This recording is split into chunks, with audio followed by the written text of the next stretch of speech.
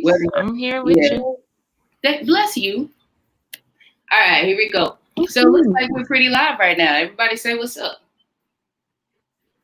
What's up, world? This Hi. is Safe and High Intellect Apparel, your spiritual streetwear dealer. And today we are doing our Garden Connect live. And I have with us today, I have Miss Brittney or B, whoever, however you want to be, addressed, from the Brown Thumb Society.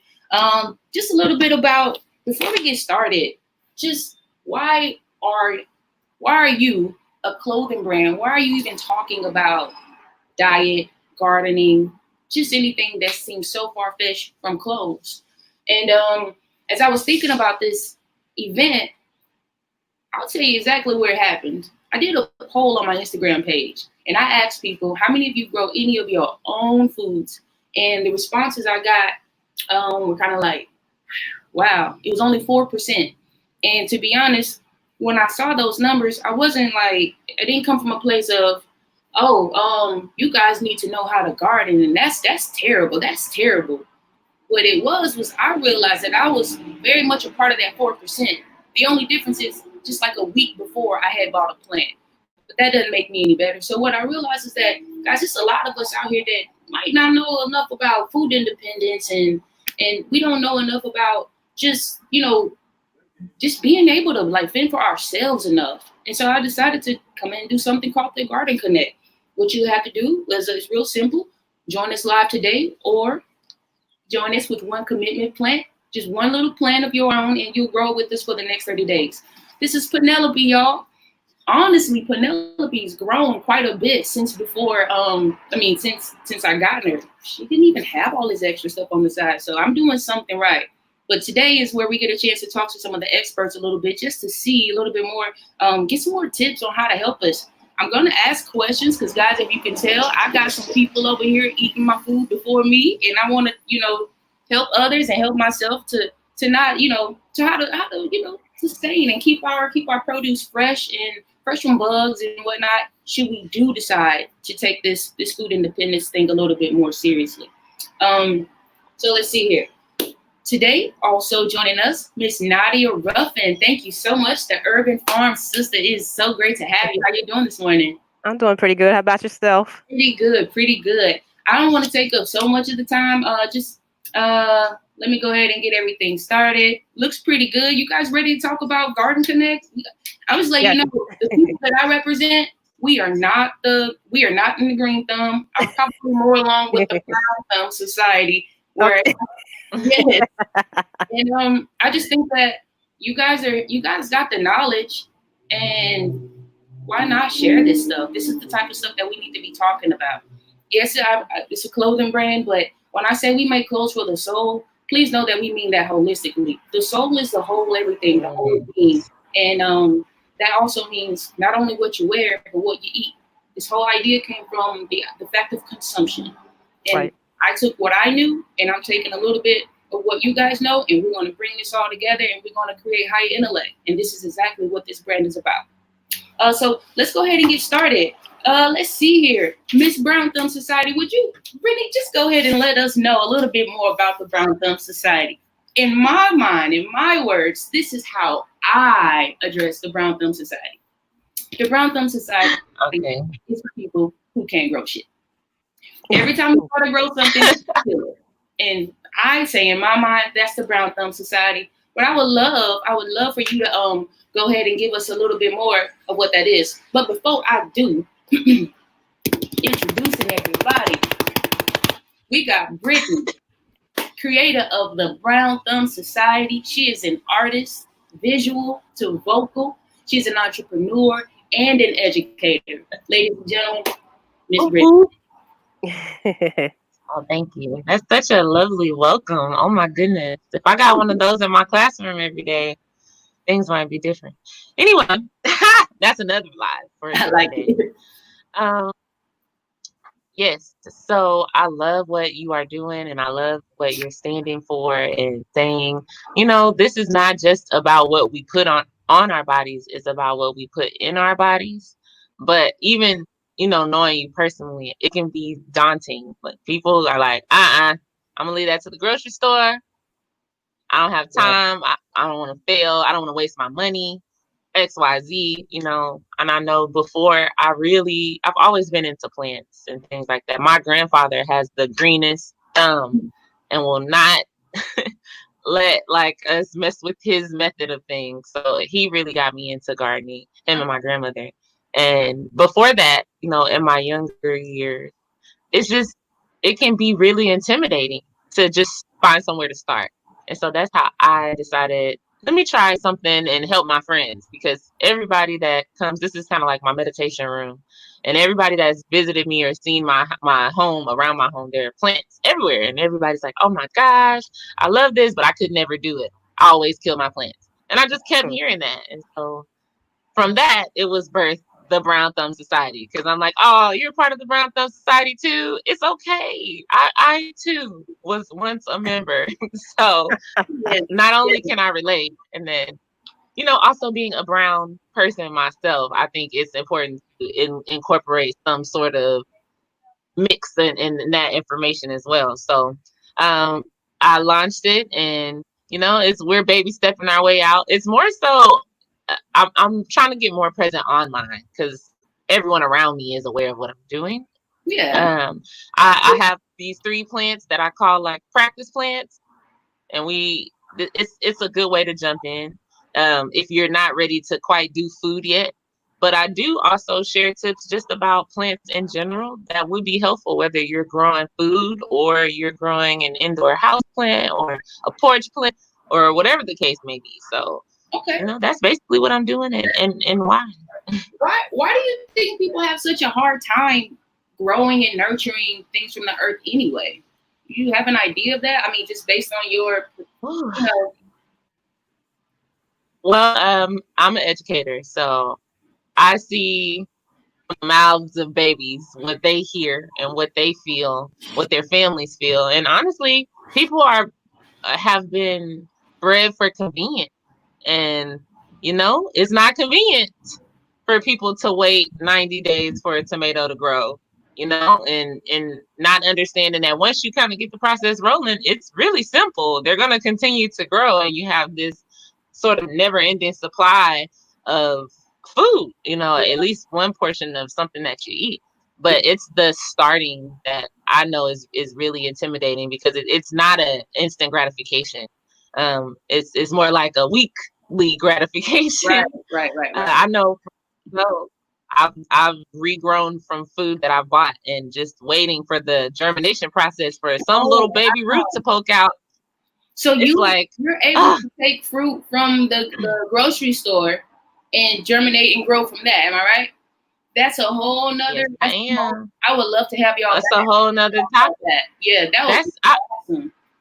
Doctor, I feel like it's for a fact that you know very much about the whole, like, I couldn't even imagine. So if I bought basil from the store, fresh basil, how you buy it from the store, if I came home and planted that, I could just keep growing that and growing that. Am I right? Yeah, you could also take cuttings of that plant, and you can get on the root, and you could actually take those rootings and actually start new plants as well.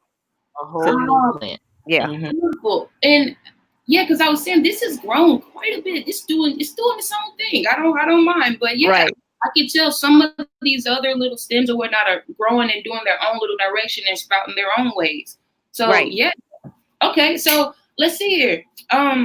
Dr. Ruffin, I have a question for you. Mm-hmm. People who are brand new to this, living in an apartment like myself, would you have like any like just very beginner tips for people who like aren't green thumb? I guess for the I like how we were able to merge each other's, everybody's like, expertise. Yes. Well, basically, like she was saying, people aren't educated enough on the whole topic. After slavery, most Black people left the plantation with the idea that they're not growing anything else. And so we have to change that mindset of, you're not growing stuff for slavery, you're growing stuff for your own survivability. And that, things are easy to grow if you're just educated on how to do it. And so, I try to I try to break stuff down to where people can understand it, because a lot of this stuff out here, it can be talking over people's heads, and they'll like, I don't understand that. I don't know what that word is. So I offer classes and I break down and I explain, like germination means the seed is going to sprout. Certain things sprout at certain temperatures. So you might not be having success because you're not sprouting it like it would naturally sprout out in the, in the nature, in the wild. That So makes sense. yeah, so things like, if you're trying to grow spinach, it sprouts at 50 degrees. It's a cool weather plant. But if you're trying to grow a tomato, it's only going to sprout in the 70-degree range or 80 or above. And so you have to know this type of information to be successful. And so a lot of times people are not, they're just going and buying seeds because they have, good intentions, but they're not understanding that, the seed pack is only going to tell you so much on the back. You have to go and research what you're trying to grow. And then you also have to make sure you're living in an environment that actual plant can grow in. I know I talk to people all the time that are new, and they start out wanting to grow like tropical things and stuff. And I'm like, but you live in Cleveland, Ohio. That's not a tropical environment. you have, and then you live in an apartment. I said, do you know that grows on a 20-foot tree? So I mean, like, yeah, you have to like, we have to know what is available exactly. in our region. Yeah, So, exactly. For example, basil. I'm here in Texas. Yes. Is basil typically, is this a good environment for Ohio where you live? Basil, that's a plant that can pretty much grow anywhere, and you can grow it in a pot, so you can always take it indoors if the temperature gets too hot or too cold. Perfect. But something like a blueberry bush, or like a pineapple plant, things people that want to, things they're eating on a regular basis, they're not realizing that didn't come from where they live. And Correct. So you have to create that environment that it would live in. So that brings you to, like, having to set up greenhouses or having to grow indoors and incorporate grow lights and things like that. And most people, they're living in an apartment. You don't have space for that. Yeah. So I like what you said about the basil and whatnot, because what I've been doing is I have a question. I know for people who are like me, kind of in the beginning stages, they're like, what foods do I grow? And for what we talked about, I got two things. First thing is, one, learn what grows in your area, in your region, because you've got to go off of your land. And like what Brittney also said is, you guys are kind of saying the same thing. We get so like instant gratification, and we're like, oh, I want avocados. Well, the avocados don't even grow in Connecticut. Right. Exactly. So, exactly. Right. And so one thing is learn your region, and then two, find things that you're able to grow easily and maybe more portable. For example, this is one that I use often, and I have one here. It's pretty big, but I do have my tomato plant. This is a patio plant. If you look, it actually says patio on the word. I mean, on the thing, because it's meant for people who have lifestyles like myself. We don't have access to full backyards and mulch and all whatever you guys do. So I am still able to do this in my patio. And if you see here, I was able to have a tomato on there. I want to actually take one. I've been trying to save it and not take it off, prematurely, because I want to show you guys that I've actually grown my own stuff. Yeah. And for people like me, this is pretty amazing. Good job. Thank you. Now, this isn't my first one. My first one, you better know, the first thing I did was ate it. I ate it. And it even tastes, my patio, this even tastes different from the grocery store. Well, the ones at the grocery store, a lot of the stuff in the grocery store, they breed those particular plants to grow fast, but they don't breed them to taste good. They're just trying to get a product that you will buy at the store. And so a lot of times, and then they also they will force ripen. So they'll harvest them off the plant while they're green instead of allowing it to ripen on the plant. And then and then what they'll do is that they will take it and put it in a factory, and they'll gas it with ethylene gas, and they'll force it to ripen. But in actuality, it was not done maturing, and so that affects the taste of things as well. I've heard about that. So a lot of go ahead. Go ahead. How we get more into like the GMOs and things like that? No, That is just a getting a product to market, technique that they use. They don't necessarily use it on. They can use it on GMO products as well as even organic things. Um, it's just so they can get the product. They can harvest it before it's completely ripened, because when something is ripened, it's on the verge of now actually going to rotting, and so they don't want it to go to rotting, because if they have to ship it, say across the United States or from Mexico or whatever country they're bringing it from, Mhm. you got to have that time for shipping. And so if it's showing up at the grocery store and it's at the point of, it's about to rot, they're not going to make any money for it. So Correct. they have to harvest things like tomatoes and peppers when they're green, and then they force ripen them once they get them to where they're going to actually, put them out for display and sell them. And this is with the same thing with bananas and everything else. They force ripen a lot of this stuff. And so when you force ripen, that takes Okay. away the taste. It just makes sense. Like you altering the natural process of things to get unnatural results, if you will. I do have a question. I have one question for you, Nadia, and then Brittney, I have a question for you. Nadia, I'll ask you first. Nadia, your question is, why is farming essential? I've been doing my research, and I know that, and guys, ladies and gentlemen, please forgive me. I was just going so fast. Can I give you a little bit of a rundown of what Nadia Ruffin does and who she is? Please. We were just going so fast. Guys, this is the Urban Farm Sista. Yeah. Scientist. Entomologist. Did I say that correctly? Entomologist, yes. Entomologist. And that means you study insects. Come Yes. on, I've been doing my research, y'all. Okay, Yes. so you study insects, and you type of scientist. That's why I probably keep calling you doctor, because I don't know anybody who does anything that you do. You guys are responsible for identifying over 800,000 insect species that we find on this planet. So Yes. thank you. You're welcome. For sure. And you are a gardener, an educator. You are the founder of Agri Academy and Kiwi Produce. Yes. When I tell you how it took me like 30 seconds to pronounce kiwi, I saw what you did there. I saw what you did. You didn't spell it right. Yeah. Kind of Yes. like intellect, my bad. But just a little bit of that, guys. Just want to let you guys know who you had right here in front of you. We got some heavy hitters, guys. We got all kinds of individuals. Okay. Yes. But Nadia, my question is, why should we even worry about food supply? And Brittney, after we're done, your question is, what are the benefits of having living plants in the home at all? Like, why would somebody what's the benefit of even having them around? All right. So, let's see. Since we were talking about the food portion, let's just let Ms. Nadia continue on that, and then we'll segue back into the other plants. Yes. Right. So why should we even worry about food supply in the first place? My whole life, I've been able to go to Kroger all my life until maybe like a couple months ago when Corona hit and I couldn't even get water. But just let's talk about, why should we even care about food supply? Well, that's what keeps us alive. And if we don't have food available, that's gonna eventually impact our health and well-being. COVID-19 exposed a lot of stuff as far as our food system. And, in the Black community, we don't even have our own farming system. We have Black farmers out there, I'm one of them, but we're not even like connected.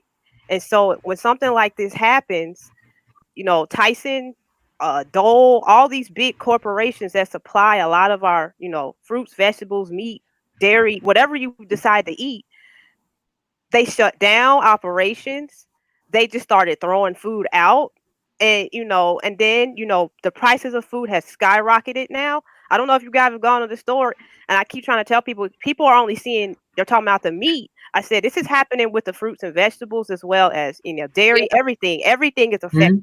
I eat plant-based only, and I can attest to that. Yes. And so I said, had we had our own network, our system set up with our own Black farmers, we could have been prepared. We can go directly to the farmer now. It used to be that you had to go through the middleman, the grocery store, that they actually work with a factory that actually work with the farmer. Well, now that these big corporations are shutting down and they're getting rid of jobs and they're closing factories, and You know, a lot of the stuff we imported, and then we have that whole issue going on of the tariff wars with Mexico as well as China. A lot of those our products, especially our fruits and vegetables, a lot of them come from Mexico. They And do. and so, you know, right now the border is Mhm. closed with Mexico because of COVID-19. They still haven't lifted that. And there's still things being brought in. And you know, California, they grow a lot of our produce as well, but that's a desert environment that is always in a drought. And so, you know, this is going to have an impact if we can't get things from Mexico and we can't get things from China, and Canada has closed their borders for certain things. And, you know, we're going to have to create our own system within this land that we're in. And there's no reason why we shouldn't be able to. It makes me think when the more you speak, it makes me think, where does that leave us? Where does that leave Right. me? Where does that leave the average person who Right. we're dependent on them so strong? Right. It's kind of like, where does that leave us if you keep doing that? And I agree.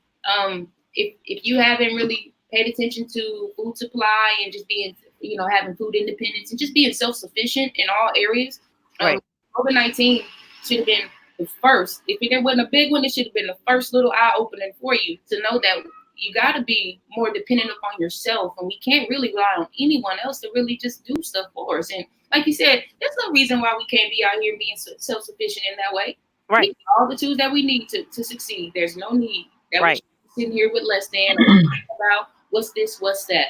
Right. So, and I like it. The more you speak, again, it makes that whole community thing. And if this is going to work, man, right. over here surviving off of basil and tomatoes. I need somebody with you know, some greens and some potato, you know, other stuff. Exactly. Like that. So exactly. I the more you speak, Yeah. But then it also brings revenue and, you know, jobs and opportunities to a community. You know, and plants are vital. And this will probably lead into what she's going to talk about, plants being in the household. Like, this is where we get our oxygen and stuff from. And if we don't have plants, we don't have, you know, if we're messing up the environment by spraying like all these pesticides and stuff and out there, we're not only affecting ourselves, we're affecting the whole ecosystem. And Yeah. then so if you affect the whole ecosystem, you eliminate one thing, it's a cascading effect. It's going to affect everything. And so, you know, that's what I try to do is I try to educate on the fact that, you know, people, I have so many issues every year when people go out and they, you know, they're excited about, you know, gardening or farming. And the first thing they want to do is they want to kill everything that's out there, like all the insects, because either they're scared of them or, you know, they may be feeding on their plants and stuff. And I'm like, you know, you can't just go. That can't be your response to everything. That's how we got to the point we're at now. Right. You know, I don't like they kill us. They kill us because they're scared of us. And, you know, instead of being educated. And so it's like, you know, we can't take that stance on everything. You know, all these insects or all these arthropods or whatever's feeding on your plant, they're just doing what they do naturally, just like you do naturally. And you just have to figure out how we can coexist and how to, maybe control or prevent, and then we can all get along and we don't have to poison our environment. I want to show you guys something really quick before we segue into Brittney, because what you brought was perfect. Plants, y'all, I'm going to tell you now, did y'all see my little leaf here? If I look good enough, I'm going to find the culprit. I'm going to probably give him a name. Because it's a caterpillar and it's green. Well, no, I think this one is a snail. Oh yeah, those are in there too. Bro, yeah. You want to say they've been munching? I mean, tearing up my basil, just tearing them. Look at that. Just tearing that up, and that was nothing compared to this. This is my tomato. Why are you laughing? Why are you laughing so hard? Yes. Now listen, this is my doggone tomato plant. Now. Here's the deal. It was fine when I first got it, guys. It wasn't until like a week or two later where the ants decided, they were like, oh, snap, somebody on the 4th floor got some tomatoes, y'all. Let's go eat up the plants. And so I see them, and you're right. Immediately I want to, I'm like, y'all, this ain't for y'all. Y'all got to go. But I don't want to kill them, so I'll leave them there. And so what I've been doing is doing some research on how to get rid of bugs. And shout out to my colleague, I think it's B. Lauren Designs.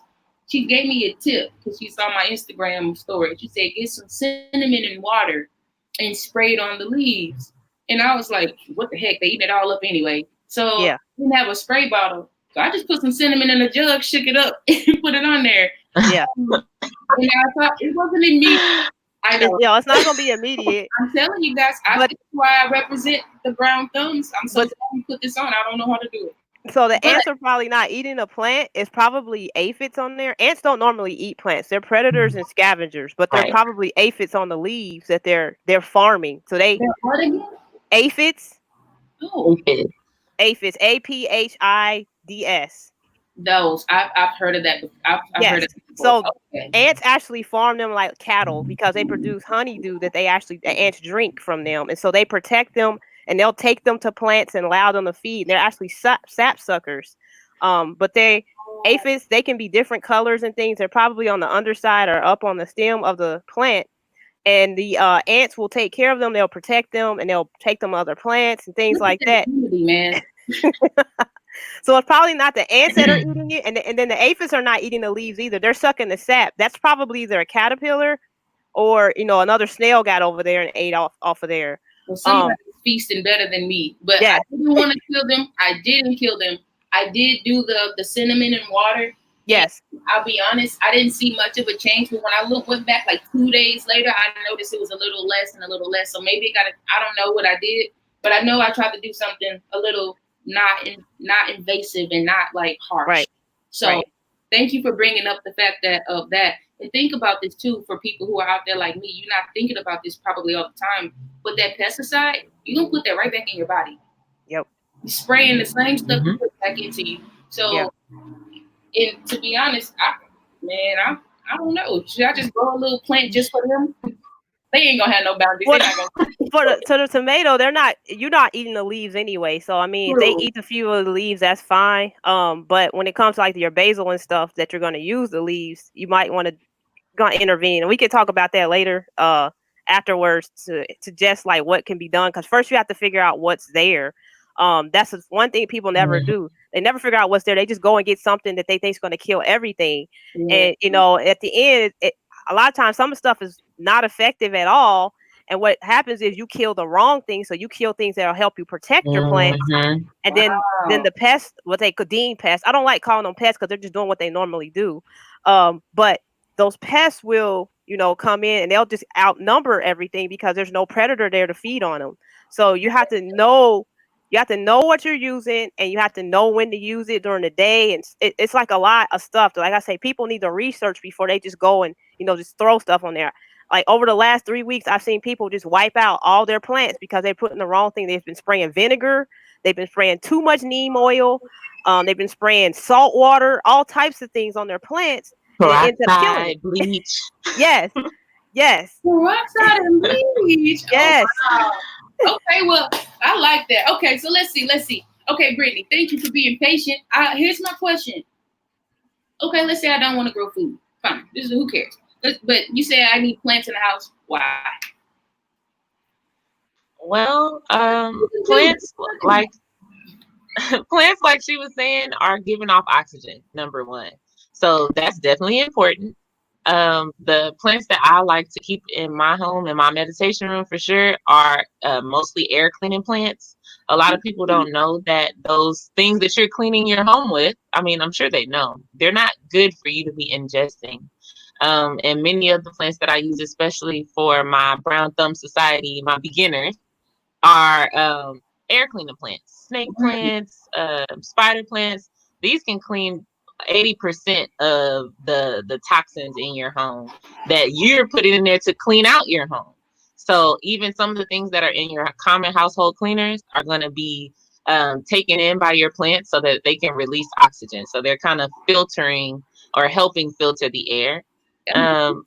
There's also studies that show plants reduce stress. And I'm assuming it's the connection to the oxygen that you're breathing in, because you're able to breathe easier, fresh air. You're not worried or getting any of the sick from the things that you're breathing in. So that's important as well. The aesthetic part is nice. I get a lot of compliments on, oh, it looks like a jungle and yada yada yada.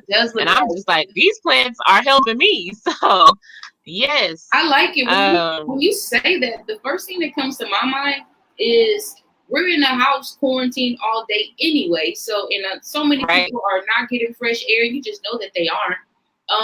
I think this Brown Thumb Society thing that you got going can be very, very like uplifting in an indirect way, or in a way that people don't even really give credit to. Just having life around you, period, is just something that we humans really value, whether we like acknowledge it at all times or not. So I really like that. I do like that aspect. It says, I have a question here. It says, do real plants bring pests into the room?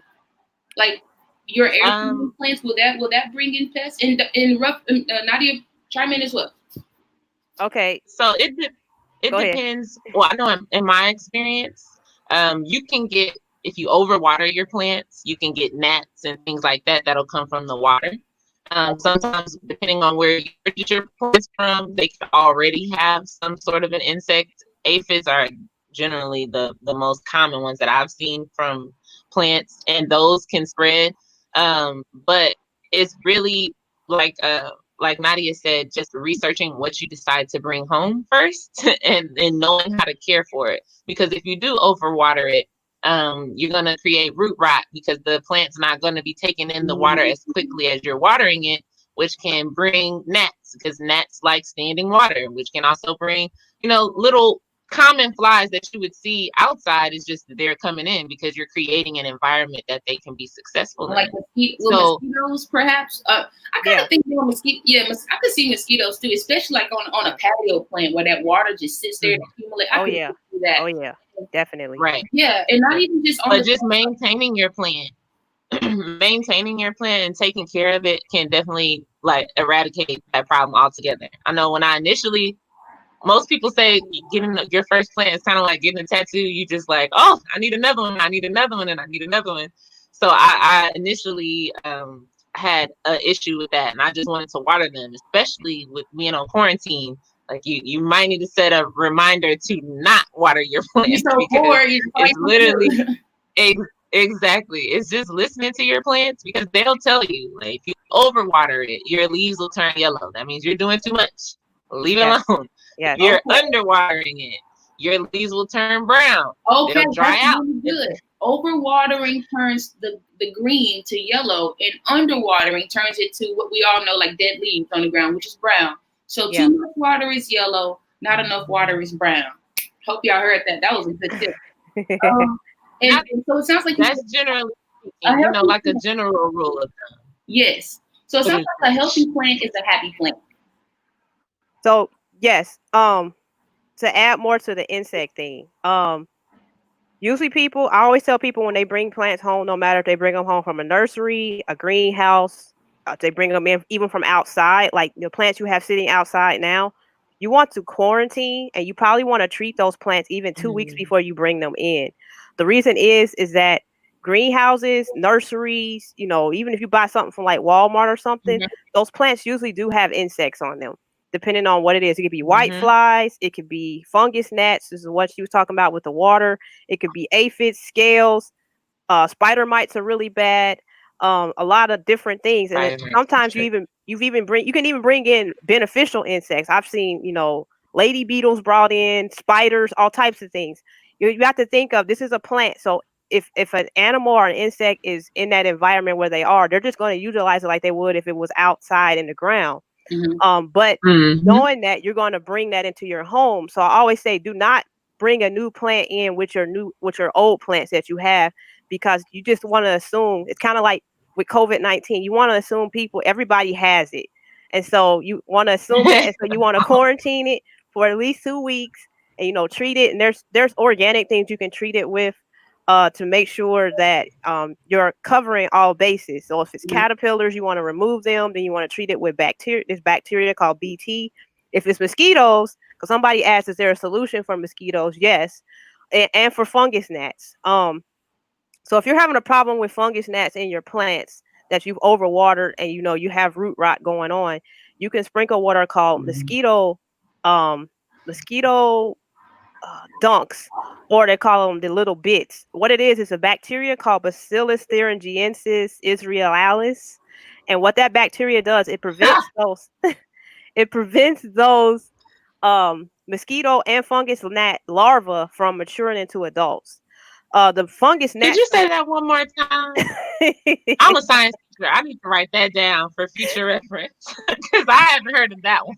Okay, it's have you ever seen the mosquito dunks that they use to prevent mosquitoes Yeah. from? I've seen it. I just didn't know what the official name was.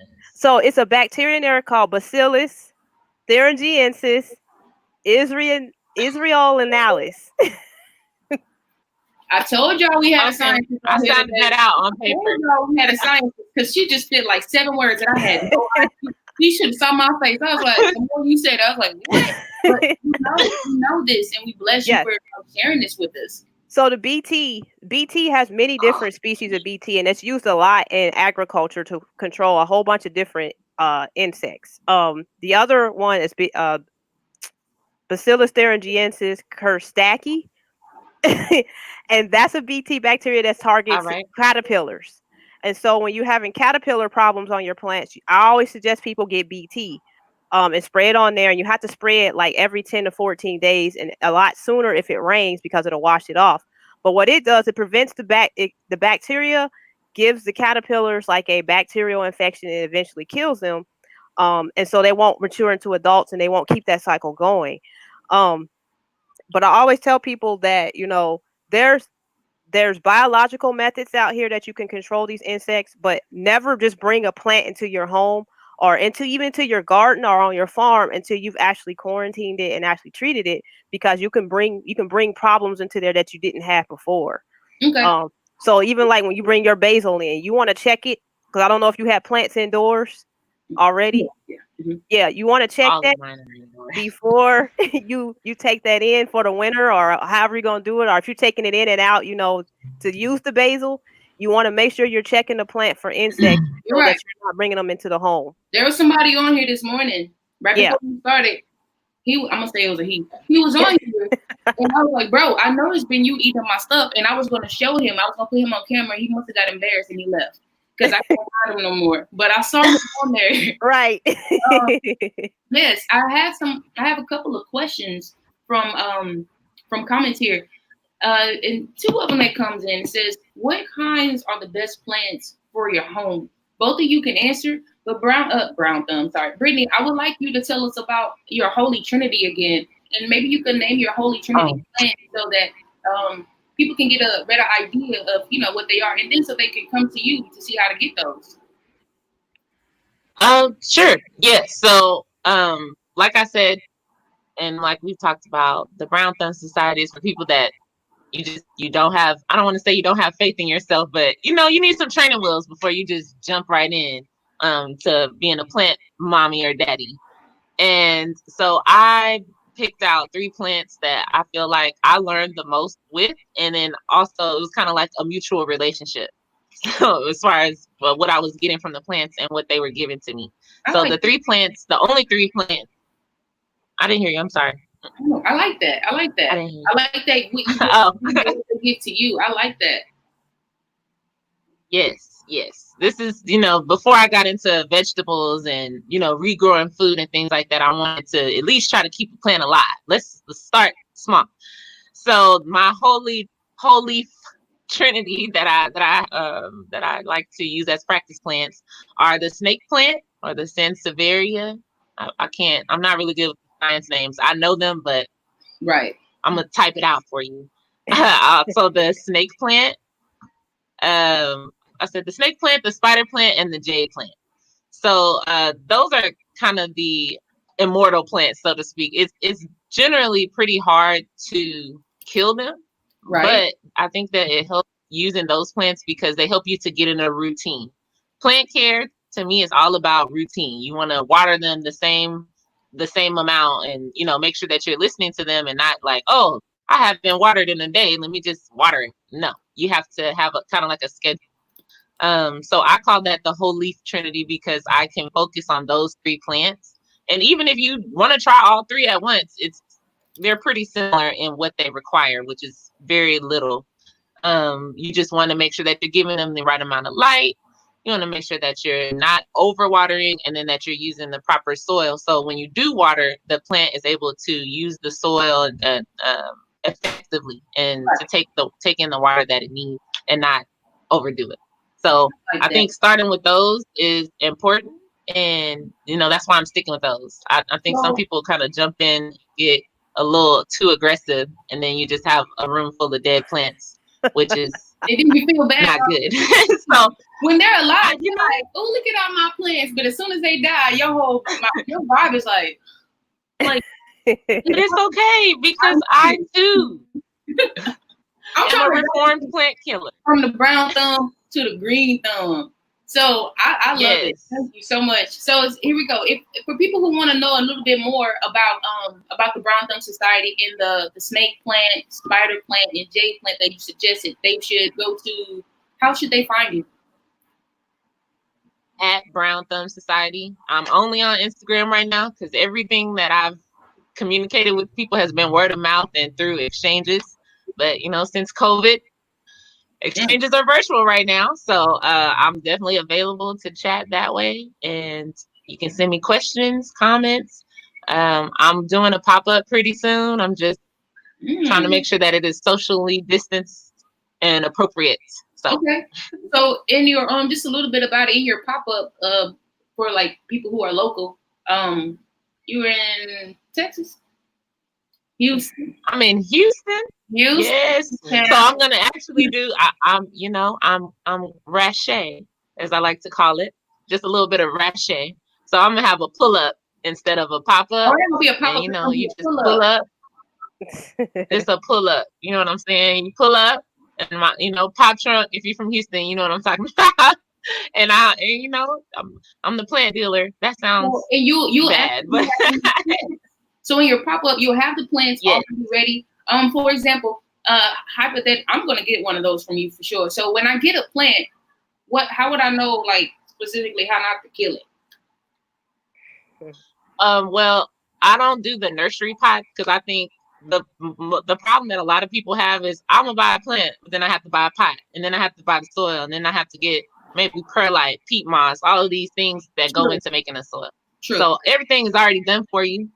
I will tell you when I watered it last, and then I also have a little care sheet that's virtual. So anytime you purchase anything from me, or even if you just have a question and you've already made a purchase, you can refer back to my care sheet for those 3 plants that is updated as I get fun facts and information about those plants just to share.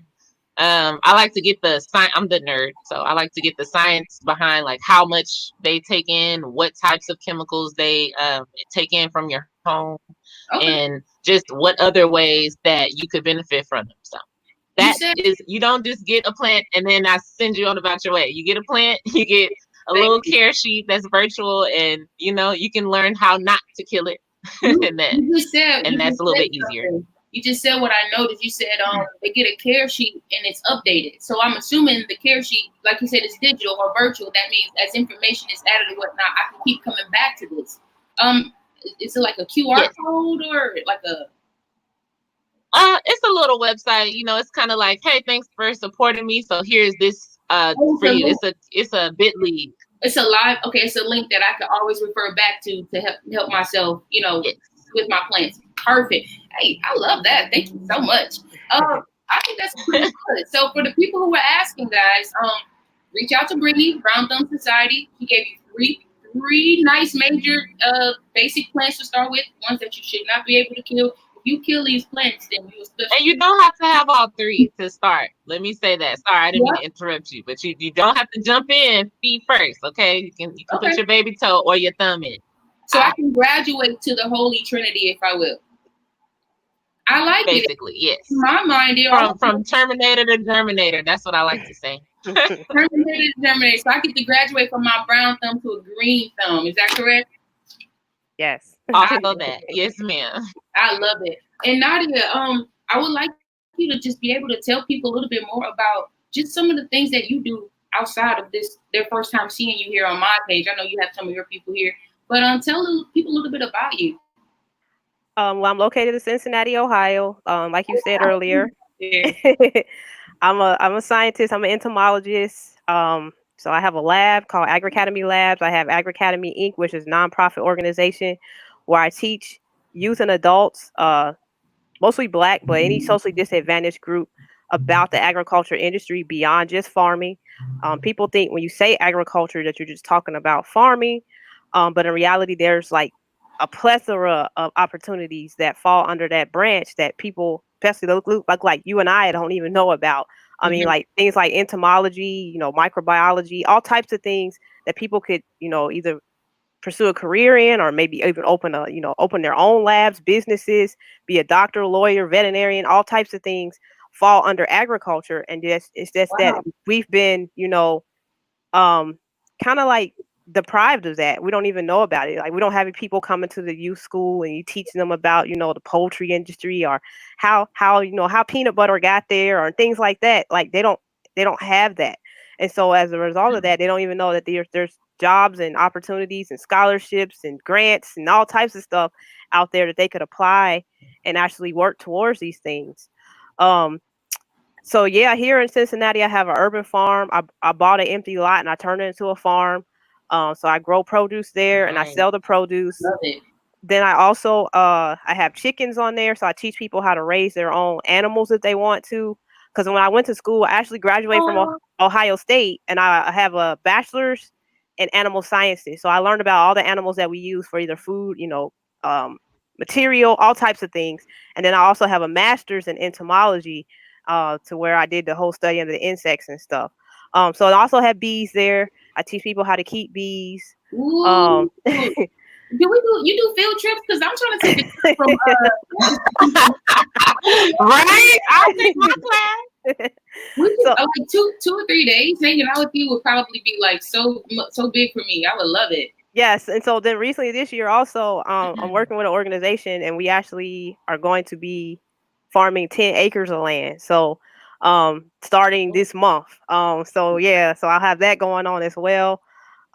Growing hemp also, and that's a whole Ooh, nother thing that that's a I'll be big one. entering into. I Yeah. feel like that word to Yeah. it's like we're trained by like just stuff that we hear frequency like to hear trigger words, and I think right now hemp, CBD, stuff like Yeah. that, those are trigger words that really get people's like, oh yeah, oh hemp, oh CBD, yeah, and But see, yeah, but I don't want people to get like they only see this plant as, as a drugs per se. I no, want them to I want them to see it as, this plant can be used for 1,000 different things, from, build houses, clothes, it can do it can it. replace plastic, it can replace, cutting down trees so we can have our forest. I mean, it can do a lot.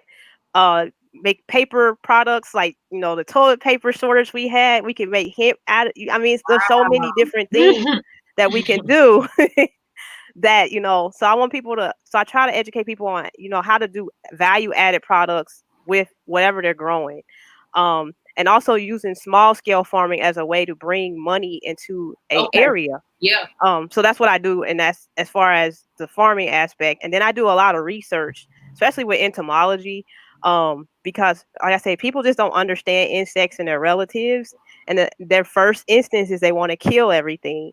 And so I try to educate on why those things are there, and how you can either prevent them from being there, or how they're being there is not really affecting what your right, final product is. Like, your tomato plant, they're eating the leaves.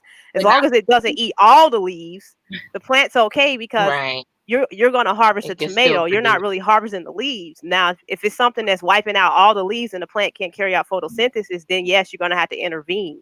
okay, Um, but yeah, it's just educating people on that, and then also educating them on eating locally, like what grows in your environment, like where you are right now. Like, I know we've become accustomed to being able to get avocados and pineapples and papayas and all that other stuff, but right now that stuff may be limited, and so you're going to have to open up your taste and your mind to, well, I can only eat what's going to grow here, and then you have to know what grows there.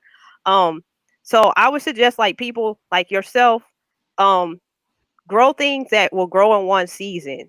So things like tomatoes, peppers, eggplants, mm-hmm. um The squash grow in one season. yes, squash, You need, zucchini squash, yellow squash, I all the squash know. plants.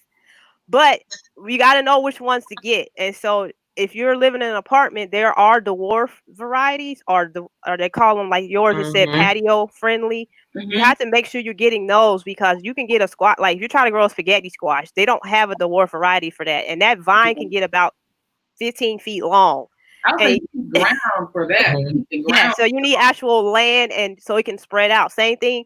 There's some watermelon plants that they're called ice box, where their vines stay kind of small, but you don't want to try to grow a rattlesnake or all these other type of watermelons where their vines get extremely long and they get extremely big, and you don't have anywhere to accommodate this plant's growth. So you're gonna have to look at that, and also the USDA has a website where you can go there and you can figure out what zone you live in, and based off that zone, you can decide what plants you want to put outside, because Wow. it'll tell you, like, this is your last frost and this is your Mhm. first frost for the year. So it'll tell you, like, your last frost, like here in Ohio, our last frost technically is supposed to be in April, but it's usually at this point in May now. Everything's been shifted like Right. forward a little bit. But it gives you an idea. And so you can use that information when you're going on websites. You can say, I live in zone 6A or I live in zone 7B. And based off that website, you can put that Mhm. information in, and it'll tell you what plants will grow in your area. There's a whole world out Yes. here that Yes. seems like there's a whole world that's just like all around us that we don't even notice or look at. Yes. And I like the fact that we're becoming more aware and Yeah. of what's important these days. And to be honest, last time I checked, we talk about consumption a lot. Yeah. Food is number one. And that's Yep. why I go past these clothes and I go for the soul, because yeah, you look good. I don't need you to look good. I need you to be good from the inside out. So, Right. Ladies, we're coming up on our last maybe like 5 minutes or so. Before we go, I just wanted to first and foremost thank you so much for this.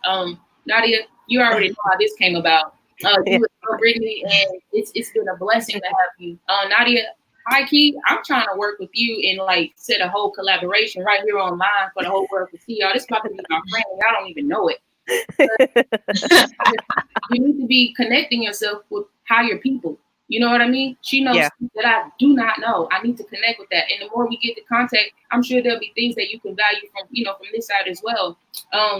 So just really, really blessed for the connection. So much good information. Let's look over here. I'm looking at the comments to make sure everybody has their questions answered. Nadia's gotten comments on her hair looking fabulous, and it does. It looks very good. Thank you. Background, I can't help but look at your background, and then I look at mine, and I'm just like, no, I do know why we are here. And just before we go, guys, the importance of what you put in your body it supersedes everything, man. Like from what you consumption goes way past food. But I know for a lot of times people think consumption, think of food. You know what I mean? So yeah. But it's your clothes, it's what you listen to, what you eat, who you hang around, where you go. Everything is consumption. And I think we're at a time now where we're reaching for our higher selves. And the best way for me personally to to try to make any changes is from the inside out. And speaking of inside out, what you put inside of you will actually affect, what comes out. So, ladies, I thank y'all so much. I hope y'all You're welcome. thank you for your time. And yeah. So try out. Y'all be blessed. You too. Bye-bye. Bye. Bye.